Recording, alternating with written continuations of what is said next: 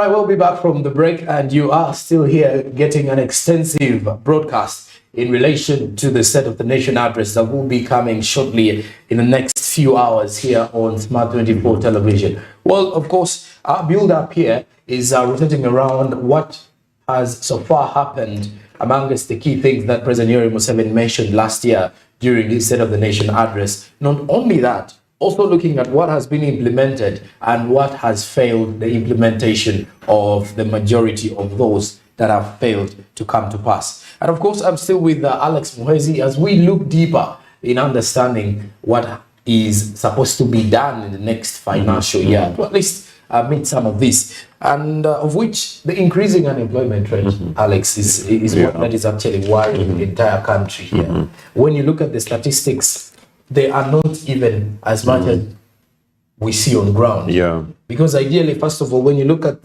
the issue to do with underemployment, you realize most of the people in workspaces are only given jobs by appointment. And that means your job security is also affected. Yeah. You don't know when your contract is coming to an end. That's true. And you don't know how much money you're going to earn. So your boss is dictating everything for you.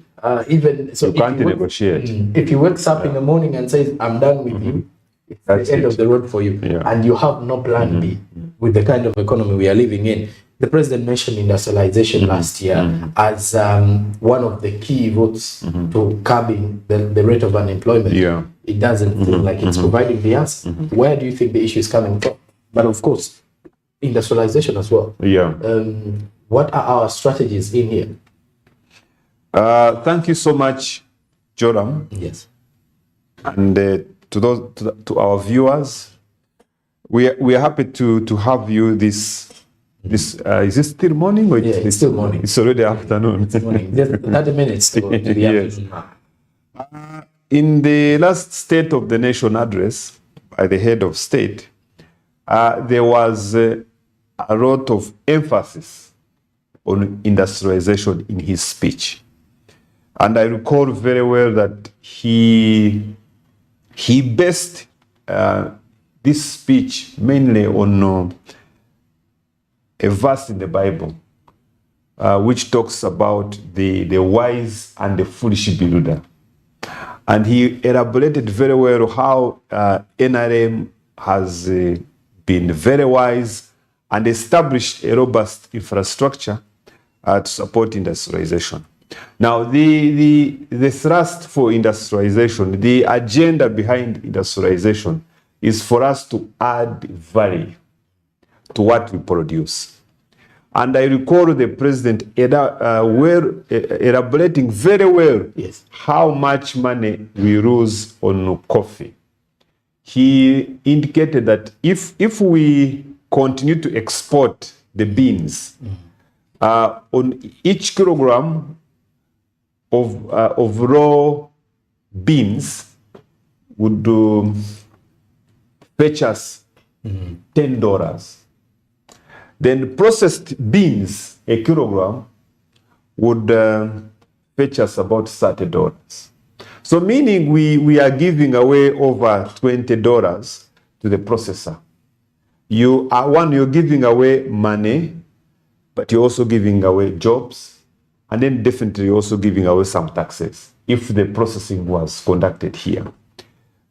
From the report by Uganda Investment Authority, it indicates that so far we have over 5,000 industries in Uganda. And in the last 12 months, over 2,000 factories have been established in this period. So there has been a significant effort to increase on the stock of industries in the country. You have seen a number of industrial parks established in the country. The most recent one is the one in Mbale. And the number of factories are operating within that industrial park in Mbale. And then you have also seen a number of factories set up in Namav Industrial Park. What we also witnessed in the last 12 months, we saw Uganda Investment Authority go out to various regions of this country are seeking for industrial land. As we speak now, there is an industrial park being established in Mbarara. I've also seen one in Arua. And so there's a push, there's an agenda for industrialization. This agenda, one, will help us add value to what we produce, and then the stock of our exports will go up. We'll also earn more dollars, and we balance off that trade account that I earlier talked about. And then definitely the ripple effect for this industrialization is definitely a creation of jobs. But the pace at which this is happening, of course, is not to the expectation of a number of Ugandans. We would want to see quick action. We would want to see reduced red tape within the government in taking some decisions. I'll give an example of the oil sector. There has been a lot of back and forth, and definitely some investments have been delayed. Every day there is a delay in implementation of a government program or project. It's costing money, it's costing time, and it's negatively impacting on the economy. So the issue of industrialization, definitely we need to continue to tackle the issue of access to capital. You will agree with me that largely this industrialization agenda is being driven by foreign direct investment. Mainly this is money from foreigners who are coming to establish businesses here to support our economy.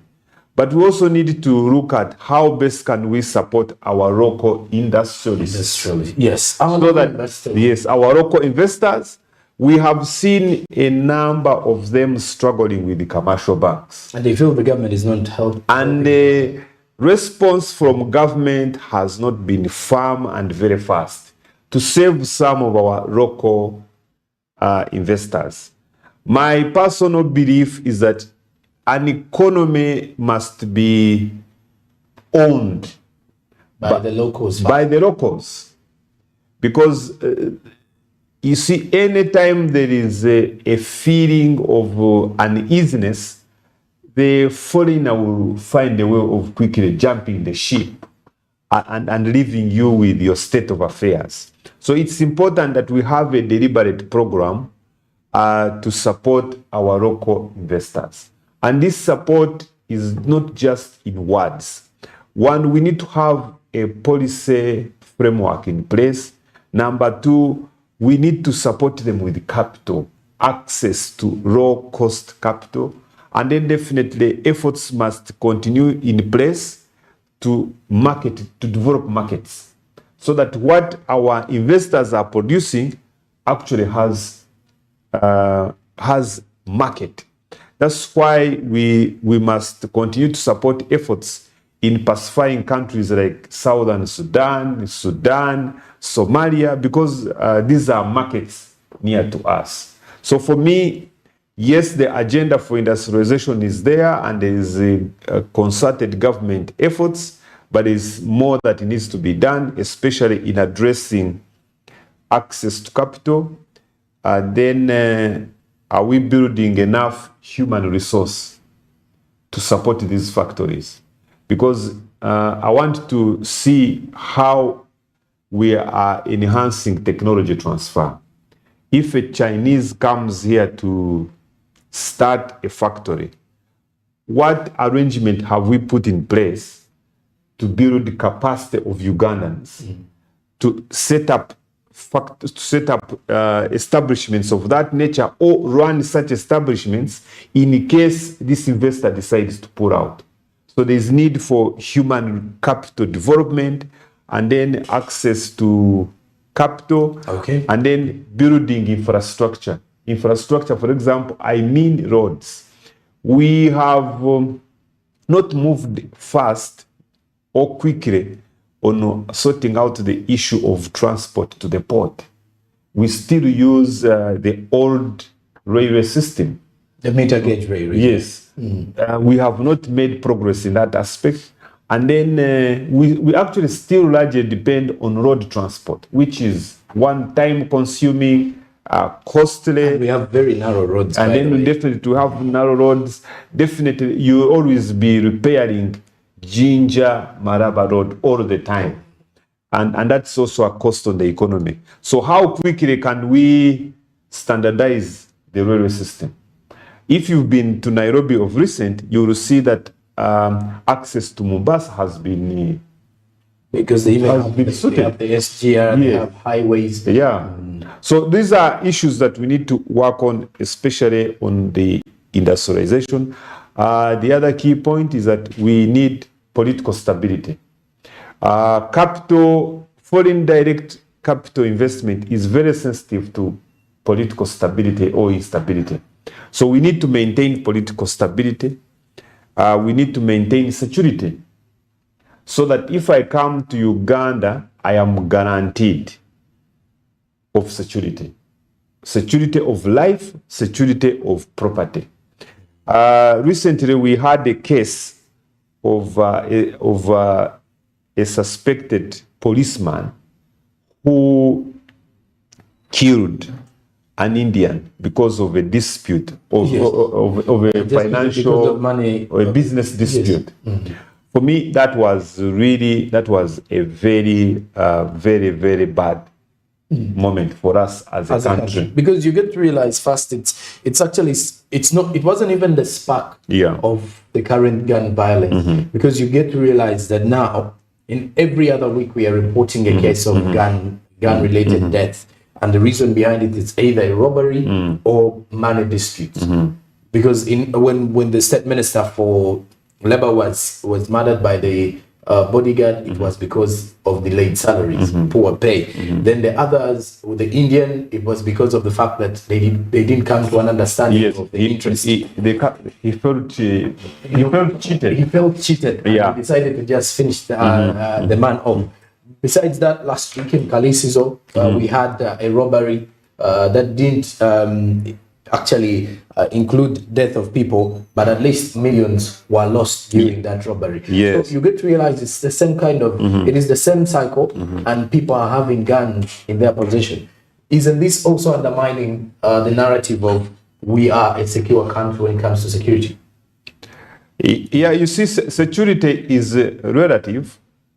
Well, I don't speak as a security expert, but my interest is the linkage between security and economic development. Yes. My comment is that we are progressively entering a state of lawlessness. For me, this is the way I look at it.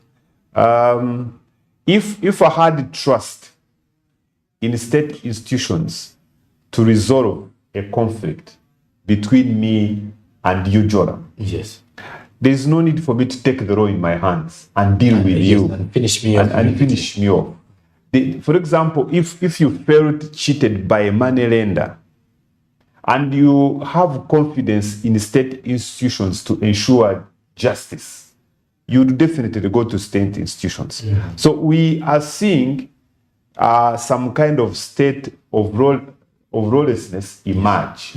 And to some extent, some government players have influenced this. I'll give you an example of our road network. We have very small roads, but today almost everybody has a siren in their car. Everybody wants the right of way, even when they are not entitled. I had an interesting scenario recently here near Acacia Mall. Yes. A police lady was manning traffic jam, and he stops a man that please wait, let this move so that there is seamless flow of traffic. This man refused. This man almost knocked the police lady because they had been stopped. And then I was actually near. They were having a confrontation. So I was tapping into their confrontation. And then this man was asking this police lady, do you know who I am? Do you know who I am? You know? So the moment we get to that level where everybody I am in this position. Yes, everybody feels entitled to privileges at the expense of others, you create a scenario where people, for example, feel, even if I took my case to police, because I'm not who You feel like they're not going to work with you. So you and feel, it's quite evident. Yeah, so you feel you're not going to be addressed. So that situation undermines confidence in our economy, because you are communicating to someone who wants to come and invest in this country that, by the way, you can come and invest here, and one day we'll wake up and say, leave. And you leave all your property. You leave your behind. property here, and there is no platform for you to get justice or get compensated. So it needs to be firmly dealt with. Yes. Because like the president ably put it last year in his State of Nation address, security has been the foundation of all the achievements we have registered as a country. So the moment that is undermined and it is not dealt with firmly, it really destroys the confidence that our foreign investors have in our economy. It also distorts the way the economy is running. Okay. Yeah. And now, when we get back to also understanding kind of political climate and atmosphere, how the politics are messing up our economy, our economics in the country, gets me to the corruption scandals we've had since last year. Yeah. You realize at the start of the financial year, we had less of that. But as we're ending the calendar year of 2022, we had more sagas coming up, piling every other day. Kosase getting the Uganda Airlines into the news now. Information comes in, salary caps, losses that the airlines is making, and all that. And of course, also, trying to scrutinize the level of qualification of the CEO. That did end well, but surprisingly, that case was also washed away, and we know nothing. Early this year, we start with the NSSF saga. The committee comes up, the committee that was led by Honorable Mwine Mpaka comes up with resolutions, which meant that this, the Minister of Gender, Labour and Social Development was to step down, as well as the acting managing director of NSSF, Mr. Patrick Ayota, was to step down. The managing director, that is Richard Biarugaba, who is already out of office. Then after that, we don't know where that case also was left. Now we get into another chaos, which erupted even from the international media reporting that ministers are in iron sheets. Are sharing iron sheets. So this was where people are actually saying ministers sharing iron sheets via WhatsApp texts and everything. So this also created confusion, and here we are. Corruption doesn't seem to be getting out of our way, and it's affecting the development, because when you look at the money that is being misused here, we have a very big problem. Yes, thank you so much, Joram. The first question is, how did we get here? Because this is where we find ourselves. Two, I want to quote the report by a government agency, and that is the Inspectorate of Government, IGG. The IGG report indicates that on average each year we lose over 10 trillion Uganda shillings to corruption. Recently we enacted the anti-homosexuality law. The response from our development partners has not been positive. We have seen notices of closing some projects. We have seen notices of reducing on donor funding. Visas have been revoked of some officials. All of those kinds of threats and manipulations. Okay. What this means is that once these threats come in and some projects are closed, one, income is lost, jobs are lost, and that creates instability within our economic ecosystem. But if we close the taps of corruption and we save this 10 trillion and more we can run our budget without necessarily having to kneel for some of these people for donor funding. So it is very, very important that the issue of corruption is tackled.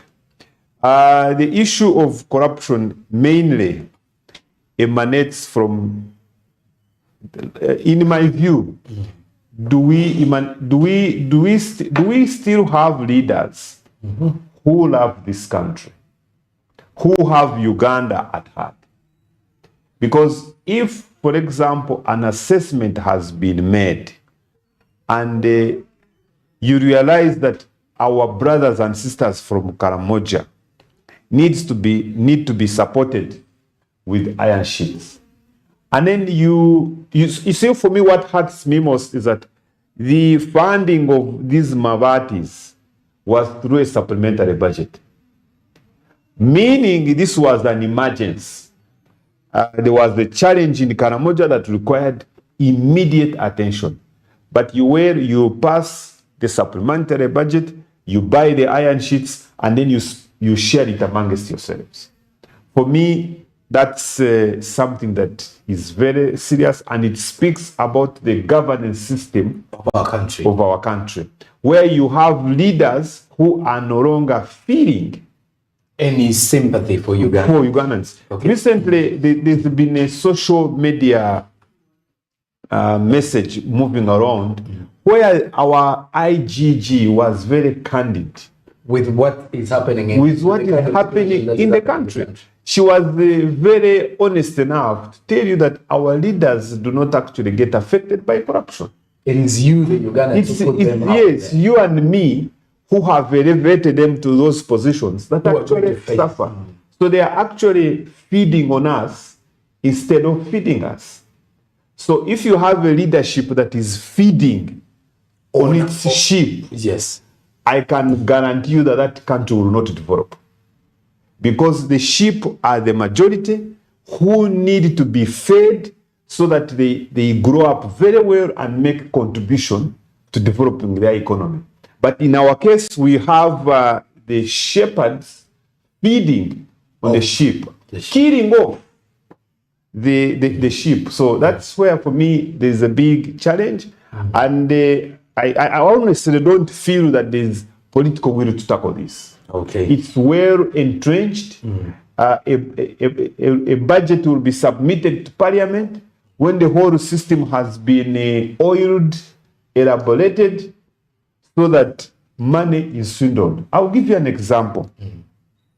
I think about 3 years ago, a loan was processed in Parliament with very strong justifications that we need to curtail medical tourism by stopping government, by putting a very well-equipped hospital in Uganda, so that the high-end no longer go out to seek for medical care. Because we have a specialized hospital. Yes, so we obtained a loan of 1 trillion Uganda shillings to put up a specialized health facility along Entebbe Road. In Ruboa. 3 years down the road, where is the hospital? They actually asked for an extended facility. They are looking for supplementary budget. That money was not enough. But according to the bills of quantities submitted to support that loan request, we are saying 1 trillion would be enough. Would be fairly enough. 3 years down the road, what is on the ground? So these are some of the behaviors that cripple, that challenge the growth at which our economy would be growing. Imagine if that hospital was actually put in place and developed. In the last I think it's like 24 months, we have had a number of referrals, medical referrals out of the country by key government leaders. And you know how much money we spend in treating some of these leaders outside there. So corruption is a key thing for me to address. And of course, you see, corruption is also related with security. Because where people feel injustice, sometimes they they respond differently. Okay.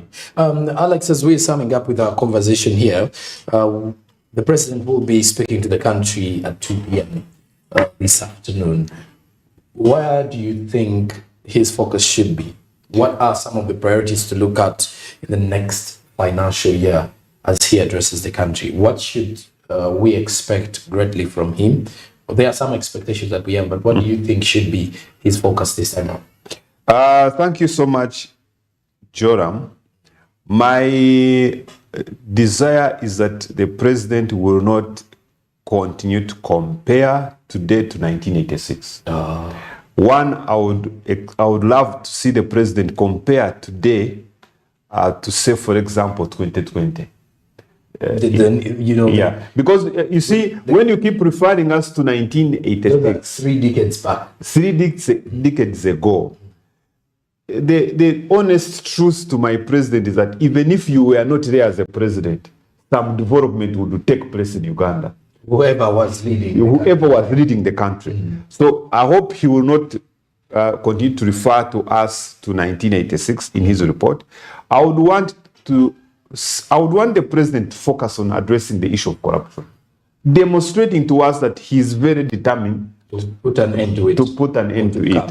Then I would want the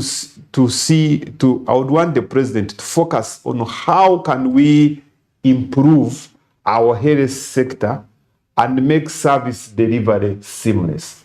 Today we have interns striking.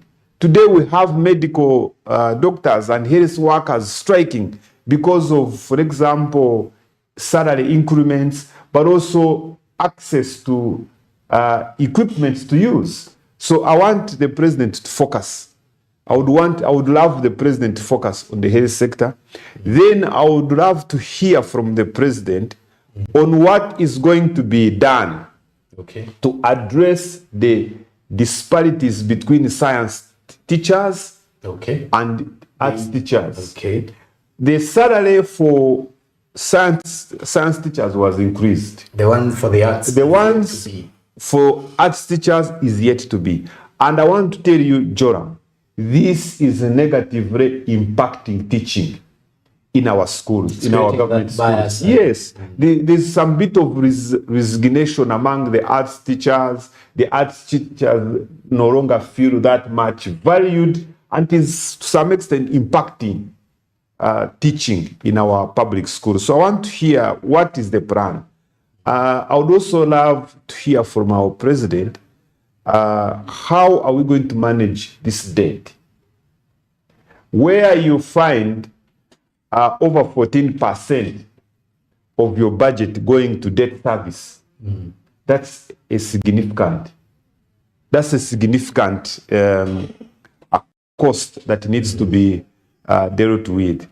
I would also love to hear from the president on how we are going to tackle this issue of insecurity, especially related to gun violence. Gun violence. Yes. So if for example, the president for me can speak to these issues, it would really do me well. The last point I wanted to make is that in the last 3 or 4 years, the people of Kigezi were promised infrastructure, were promised tourism roads.